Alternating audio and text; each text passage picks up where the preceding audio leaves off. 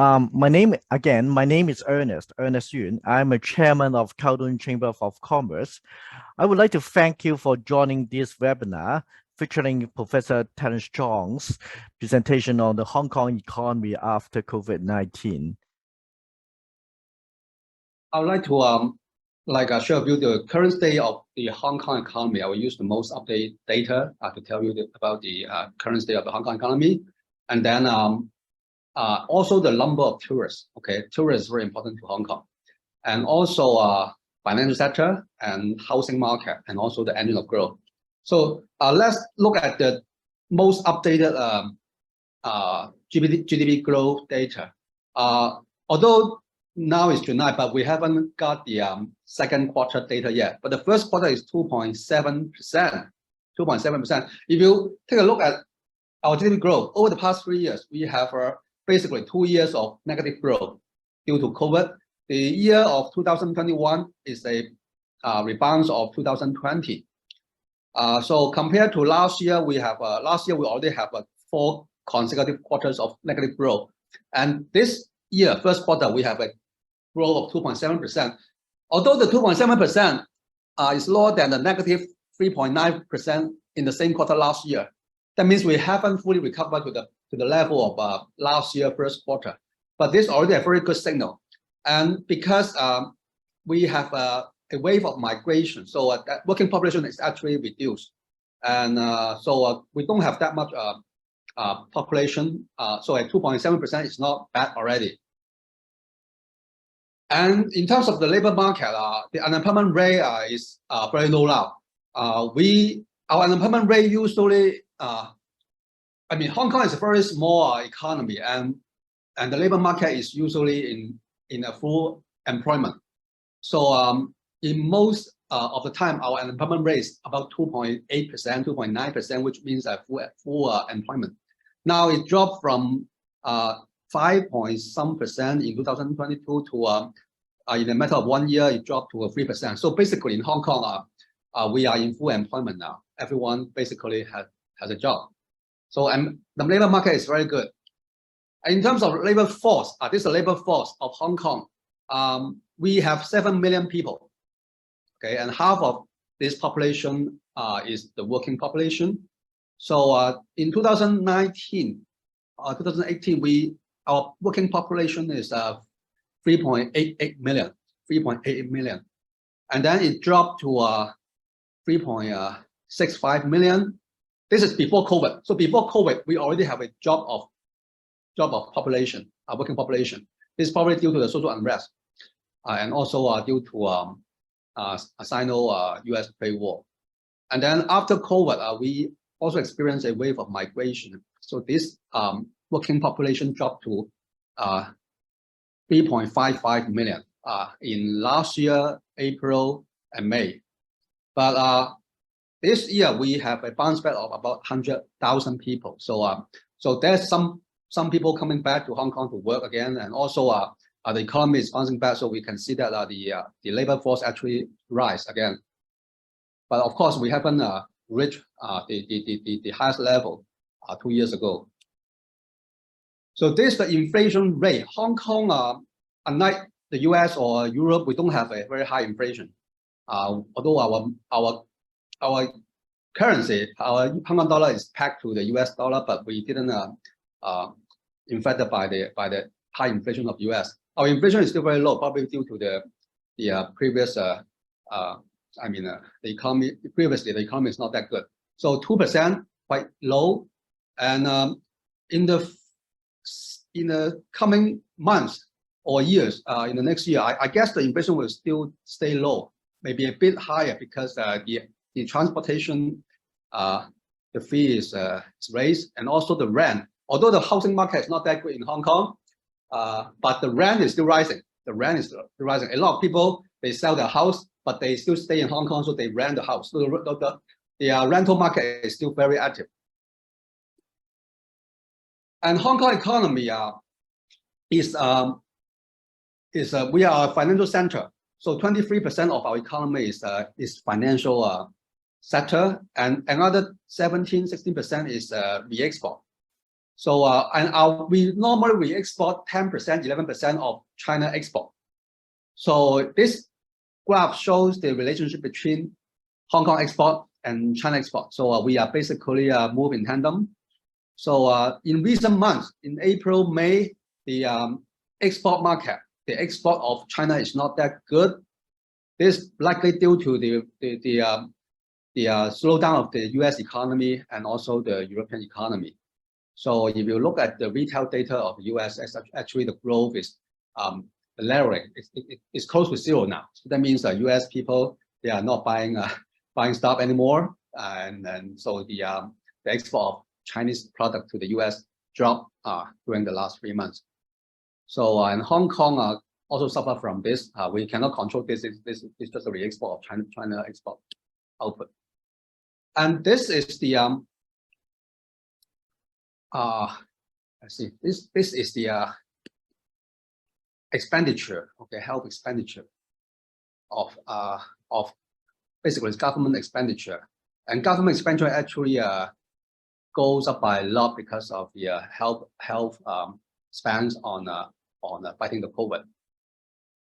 So and look at the tourists. Hong Kong received in 2019. Hong Kong received 7 million tourists a month. That means we receive more than 70 million a year, and this is equivalent to the tourist number of the whole of the US. So look at this. In 2019, when our high-speed train just launched, our tourists is over 6 million a month. 6 million a month. Okay. And then after the second half of 2019, due to social unrest, the tourists dropped to 3 million a month. And then after COVID, it basically dropped to zero. Okay.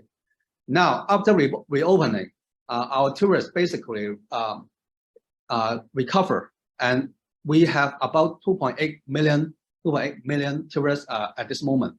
So which is about 18 or 90% of the pre-COVID number.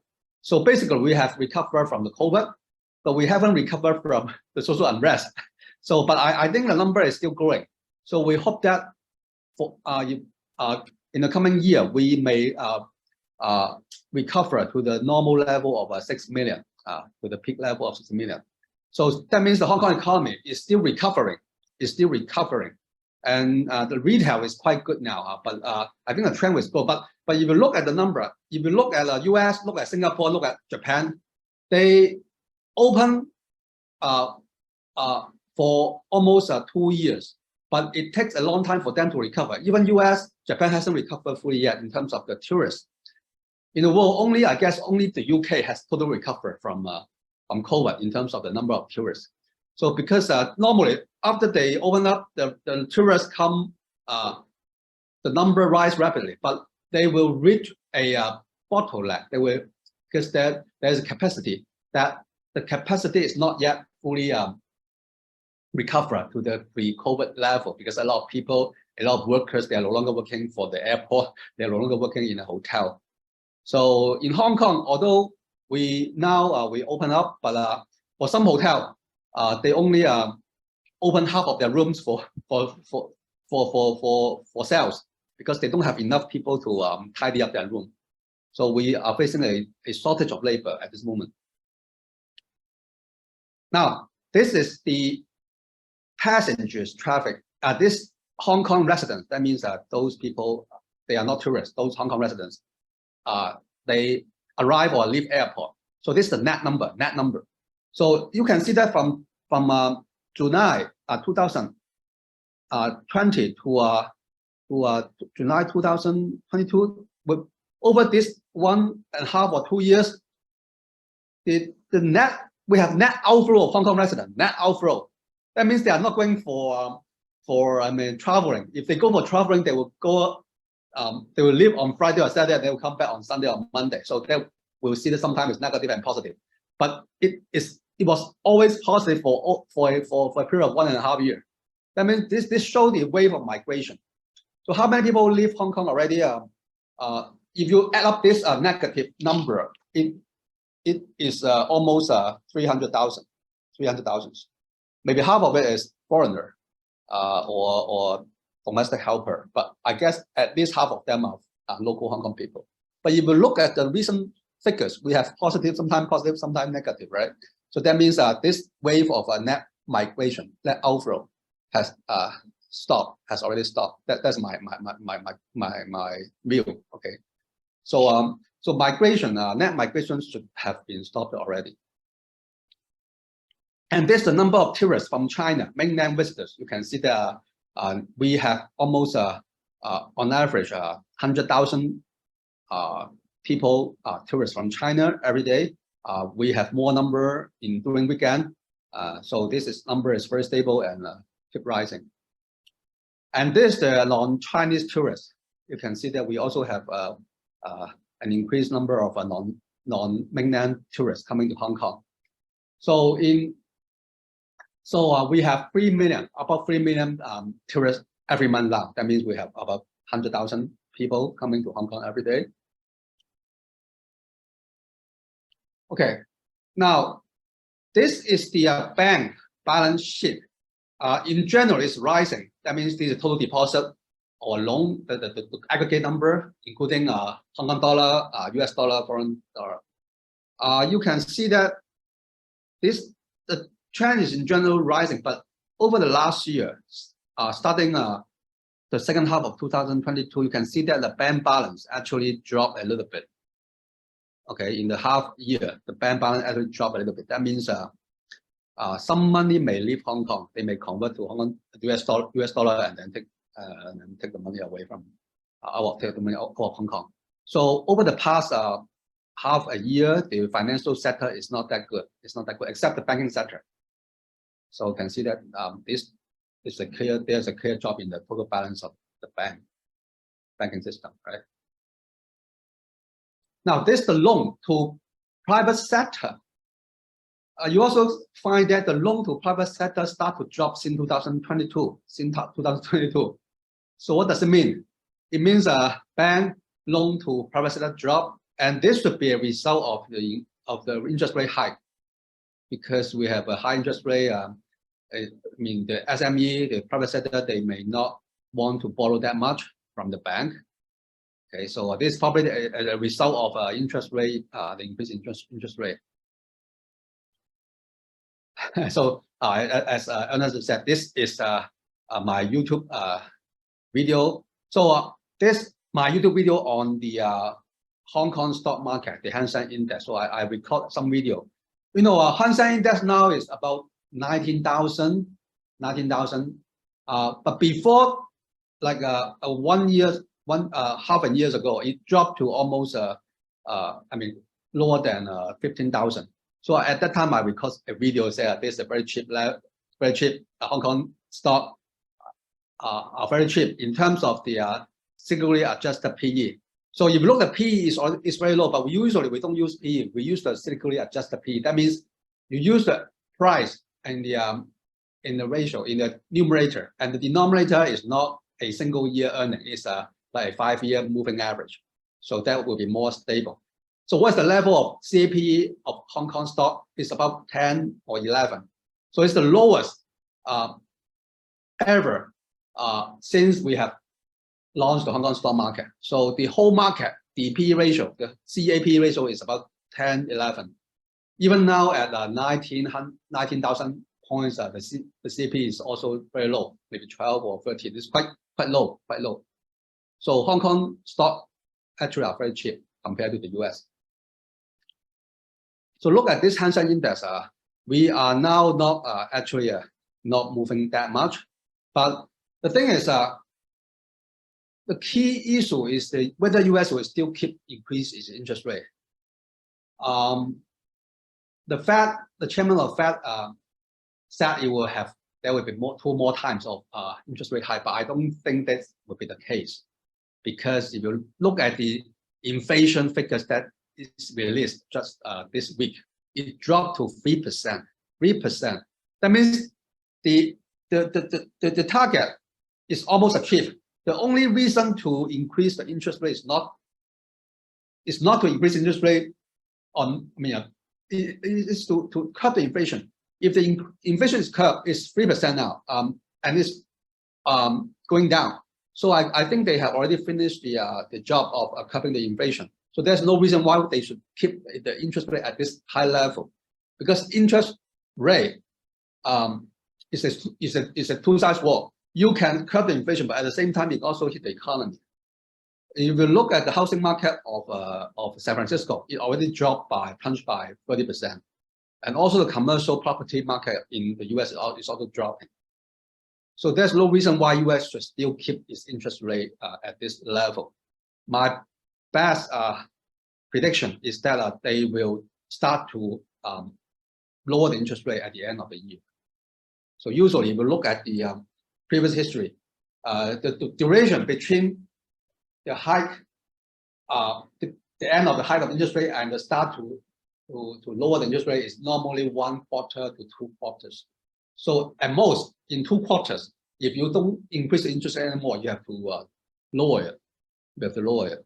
So now it's July. So my prediction will be by December, there will be a drop of interest rate. And maybe before that, the US market has already crashed, or the GDP figure is already turned negative. And that will also speed up the pace of US to drop the interest rate, to lower the interest rate. And one of the key figures to predict the rise or fall of the Hong Kong stock market is the Hong Kong dollar exchange rate. So exchange rate, if the exchange rate is depreciating, is low, that means if it's at the rate of 7.85, that means Hong Kong dollar is weak. So Hong Kong dollar now is in general is weak, but it moved a little bit towards the strong side. That means there's some money converting from US dollar to Hong Kong dollar. It's probably because our HIBOR also rise, so we have become more attractive now. So you look at the Fed rate and the Hong Kong HIBOR, but basically they move in tandem. If US raise the interest rate, we have to follow, but there's a time gap. Usually, we don't raise our interest immediately. Even US raise the interest rate, raise the Fed rate. Hong Kong Monetary Authority, as the Federal Central Bank, it will increase interest rate, but the commercial bank may not need to raise the interest rate if commercial bank have enough liquidity. And usually, the liquidity in the commercial banking system usually can last for like 3 months to half a year before it has to follow the hike of the US interest rate. So, but usually, if US increases interest rate, 3 months later, Hong Kong has to increase the commercial interest rate. And we have a time that our interest rate of Hong Kong is actually higher than that of the US. So this is at the beginning of this year, December last year. Interest rate of Hong Kong, the fixed deposit rises to 5%. So at that time, I make a video, tell people that you should put your money in the time deposit. Well, if you put in time deposit, you will not regret, because now the HIBOR will not be like 5% anymore. So now, how about housing market? Housing market, this is the housing market housing price index. So we have since 1997, our housing market dropped until 2003, and then after the SARS, we keep rising for over 20 years. The general trend is rising. But over the past 3 years, since COVID, since social unrest, our housing market did not move up. And last year, it also dropped a little bit. So compared to other economies like Singapore, US, UK, even Japan, Taiwan, their housing market has already risen for almost 20% over the past 3 years. So we are not moving. That means we are already lagging behind the market. So what will be the future of housing market? So we do have a lot of people who migrate out of Hong Kong. So that means they will sell their home, they will sell their house, and we have a lot of stock in the market because of the migration. So it takes time to digest these stocks. So Hong Kong housing market will not rise rapidly because we still have a lot of stock because of migration, and we also have a lot of supply, new supply coming. So in terms of supply, we do have a lot of supply, but will this make the market drop very rapidly? And I don't think so, because our market actually basically is locked up by the government measures, which lock up the market. We may move down a little bit or up a little bit, but we may not be able to rise or fall by a large amount.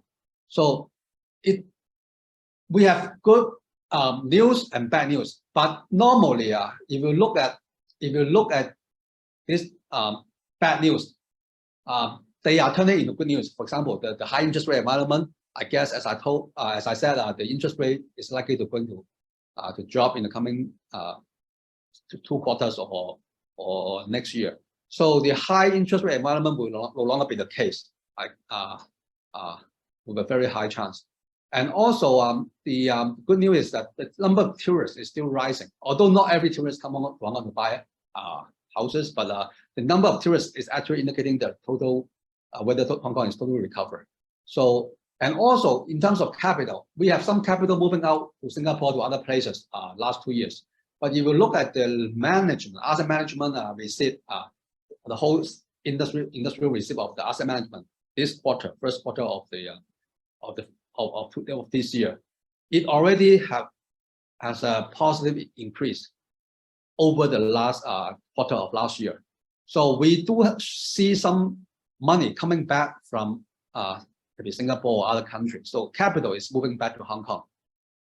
So I guess we do need to wait a little bit for the market to digest the bad news. But I am very pessimistic about the Hong Kong housing market.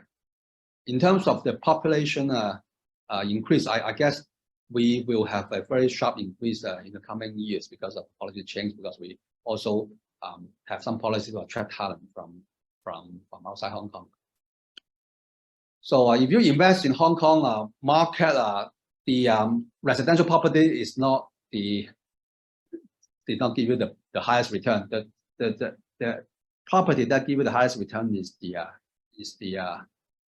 factory, is the factory. It's not even the shop or office. So that if you buy factory over the past 10 years, the return will outperform other types of properties. And this is the relationship between rising housing price over the past 20 years and the interest rate. So of course, interest rate, look at the blue line, the interest rate. When interest rate rise, normally we predicted that it will cut the housing price. But look at our housing market over the past 20 years.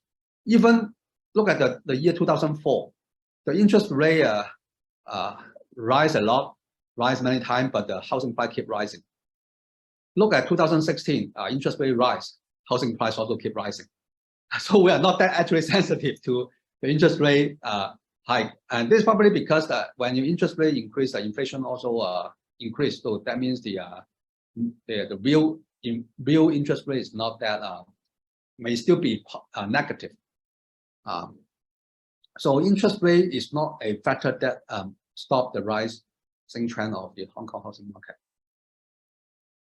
Okay, now let's take a look at the business confidence. If you survey Hong Kong people, this is the survey. So we survey people in Hong Kong, what's their business confidence. And the recent figures show that people in Hong Kong have an increased confidence of the economy. So the number is positive 15%. So it's the highest since COVID. So people in Hong Kong are quite optimistic about their own future, So you have to look at the statistic. You have to look at this data. So should not just rely on the news reporting, because sometimes the media have their own stand, and they also, even they don't have their own stand, it's more attractive to report negative news to attract more eyeballs and so on. So just look at the data. You have to look at data. So, and this is a very important data, the US inflation. Look at this. Last year, July, US inflation is 8.5%. Now it's 3% and dropped very sharply drop very sharply, almost 1% per month. So next month, I'm sure that they will drop below 3, and the target should be achieved. And of course, you may tell me that, oh, this is not core inflation, but actually, core inflation is something that they create. What people face is still the general inflation. You cannot just assume that you take out the energy, take out the food, and then people will not experience inflation anymore. So this should be the most important thing rather than the core inflation. That is what people really experiencing. Retail sales still positive, double digits, positive. This because of the opening up of the economy. But I talked to some retail people. They tell me, okay, this is a general observation from their mall, and also I think it's a general observation. In the past, we still have a lot of people in the shopping mall at 9 p.m. at night. But now, if you go to a mall, 9 p.m., 9:30, 10 p.m., there are not too many people now. So probably this should be a change of living habit of people after COVID.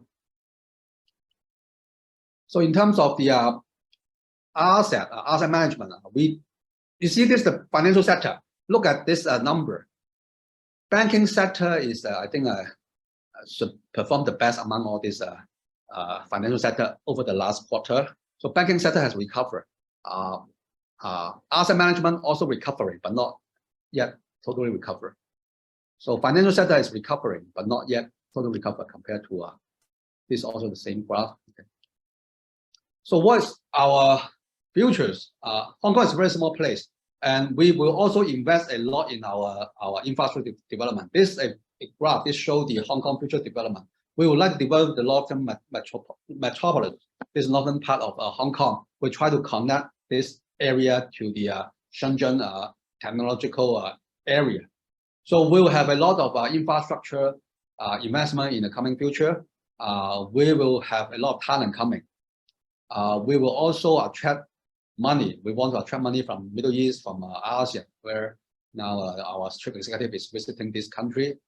So the future of Hong Kong, despite a lot of media reporting, we live here. We know what's happening. So the future is still very bright, and the economy is still very vibrant. Okay, thank you. Professor Chong, Yes. thank you very much.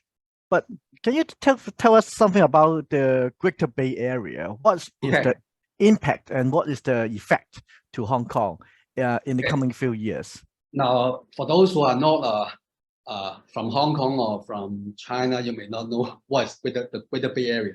So in the world, we have several Bay Area: the New York Bay Area, the San Francisco Bay Area, Tokyo Bay Area, where this city cluster is the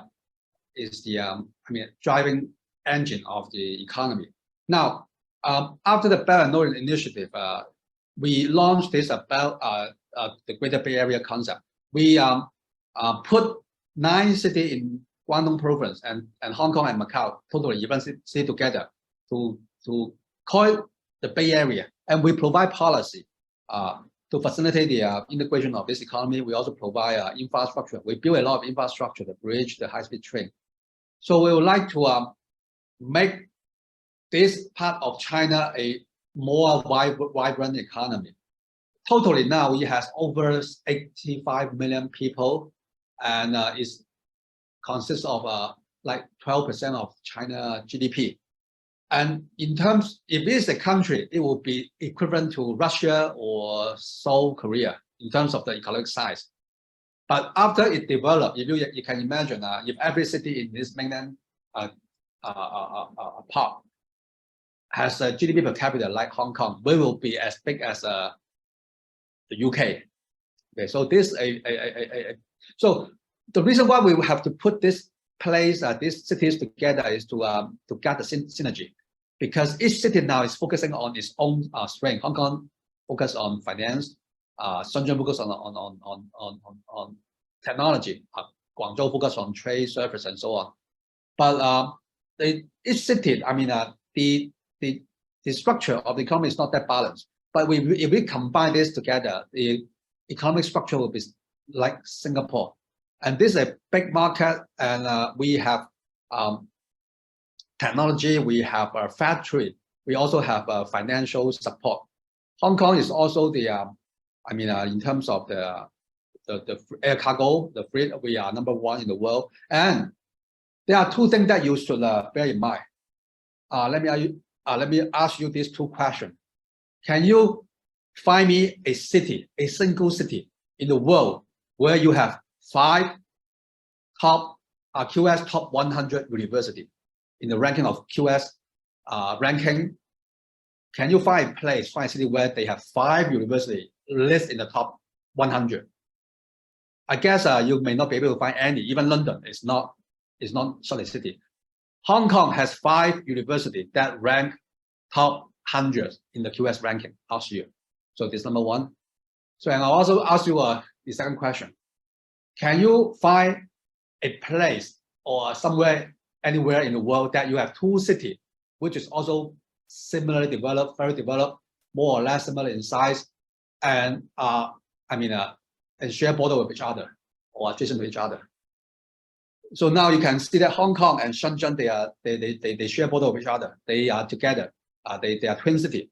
This twin city model, you may not be able to find anywhere in the world, right? So even London, if you look at London, Birmingham is not as big as London, right? Shanghai, no city in Shanghai next to Shanghai is as big as Shanghai. Even New York, you may not be able to find any city next to New York is as big as New York. So so this development, this kind of integration is actually a new way of developing the regional economy. So and we are now moving towards a model like the EU. We want to integrate all these factors together and make this the most vibrant economy in the whole of the world. So this is our target. We want to develop the Greater Bay Area. So Northern Metropolis is also part of this initiative to develop the northern part of Hong Kong. Yes. You look very good then. And in China and also in Hong Kong, now we always bring a new terms. We need to go back to the old day, Hong Kong as a super connector, just connect the overseas and to connect China or connect every place in the world. And the role of Hong Kong is a super connector. Yeah. So what's your view in view of the after COVID-19, after the social unrest, and after all the political issues nowadays in around the world against China? What do you think about how our role as a super connectors? Well, our role as a super connector is even more important than the past, because Hong Kong is the window of China, is the gateway to the Chinese market. We can do something that China still cannot, like at this moment cannot do. For example, China in the mainland they have capital control. In Hong Kong, we are a free port. We don't have capital control. So we use common law. We have our independent judiciary system, and we are also a financial center. So we can help China, the SME or company in China to raise funds and get access to the world. And we have to know that the world is huge. The world does not only consist of the US and its alliance. We have a lot of places that we haven't explored before. For example, the Middle East, the ASEAN country, and Hong Kong is a place that can help this country to develop the economy. So I guess Hong Kong role as a super connector is still very important to China, and because Hong Kong is a free port, we can allow every company to come to Hong Kong to set up their office, and we use English, which is an international languages. So Hong Kong role as a super connector is still very important. It's still very crucial to the development of the Chinese economy.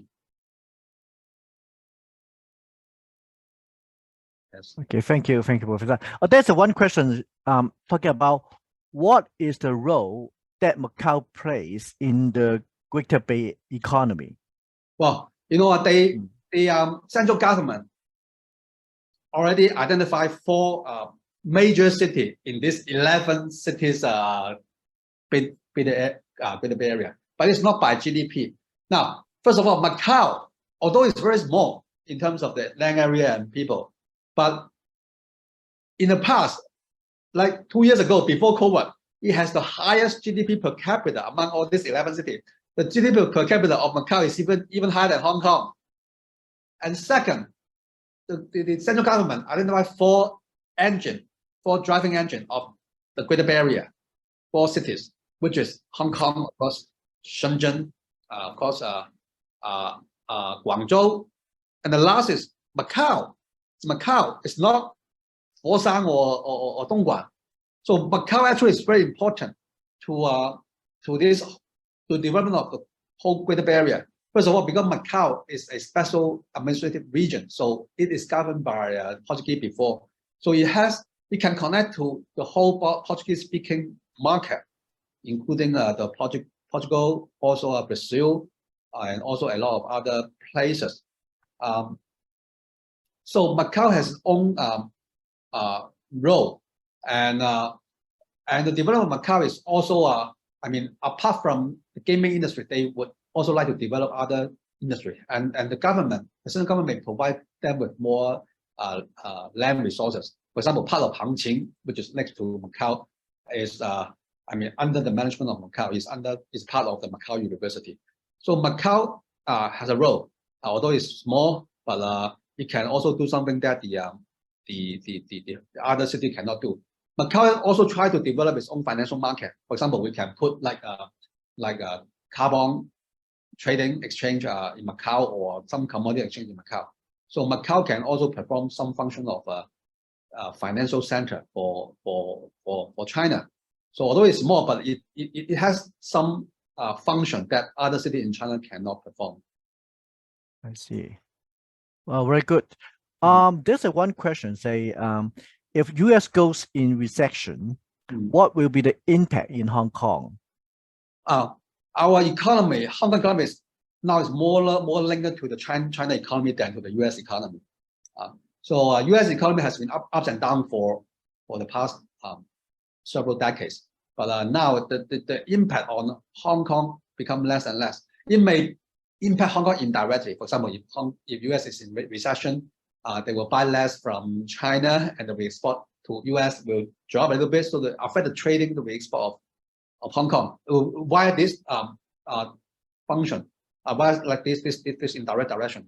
But of course, if US economy is in recession and cause a plunge in the US stock market, if US stock market has a plunge, then all other market will also have a plunge. So I guess if US stock market plunge a little bit, 100 for 20%, Hong Kong market will have an immediate adjustment, but it will pick up very quickly. It will pick up very quickly because Hong Kong stock market is still very cheap now. It's still very cheap. So I guess the impact would be short and not that much, not that heavy, right? Yes. Okay. All right. Okay. There's another question, because I think that's a global problem. It's not only Hong Kong. Right. And shortage of labor. Yeah. The price land is quite high in Hong Kong. Do you think that will be a very big impact to the Hong Kong economy? Well, that depends on the determination of the government.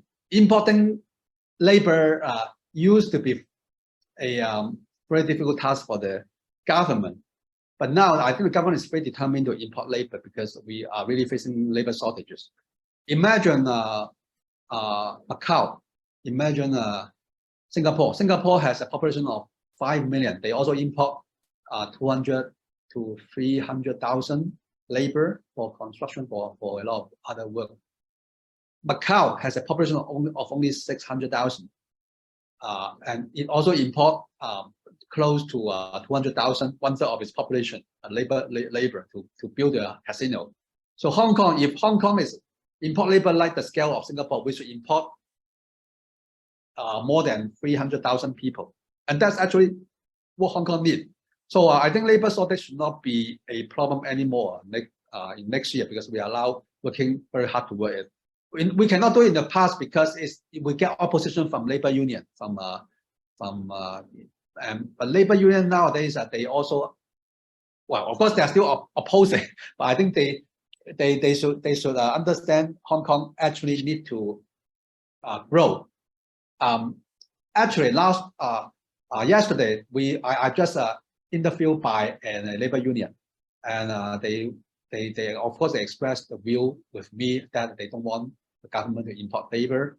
But I share with them my view that this is a new era. We are no longer playing a zero-sum game. So we need to make the Hong Kong economy grow so that everybody will get its own share. It will not hurt the livelihood of the people, because we are recruiting high-end expert. We are also recruiting some position where no Hong Kong people are willing to do. So I guess importation of labor, first of all, it should not be a problem anymore to Hong Kong. And second, it will really help Hong Kong to grow. And the opposition from the labor union will not be as high as before. Yes. I cannot hear you. Okay, sorry. There's another question. Is that, does you foresee that from big tax in Hong Kong financial stability? With what affect financial stability? You mean the Hong Kong? I think a big tax. The technology company. Yeah, big technology company. Yes. Yes. Now, the tension between U.S. and China now is getting tighter and tighter, right? I mean, they sometimes they cooperate, sometimes they compete. Hong Kong is in the middle. So we really are very. I mean, if U.S. want to sanction Hong Kong or something, we really cannot do anything. But I guess you have to think this way. First of all, U.S. will not sanction if other place or people. They now sanction people only. If you sanction people, it will affect the whole economy of the U.S. But if you sanction a city, if you sanction the banking system of Hong Kong, it will also hurt the interest of the U.S. So it's not in the interest of the U.S. government to do this. And second, the technology is also the development target of Hong Kong government. Is also the future of Hong Kong, and that's why we build this technological park in the northern metropolis. We would like to do the way that is different from before. In the past, what we do is we set up science park, we set up the cyberport. We fill in this place with startup, and we hope that we hope that they can grow. We hope that we can let them grow. But 20 years has passed, and this turned out not to be a very successful way. So now we want to do it differently. We set up this big science park in the northern part of the new territory. We would like to attract big companies to come to Hong Kong.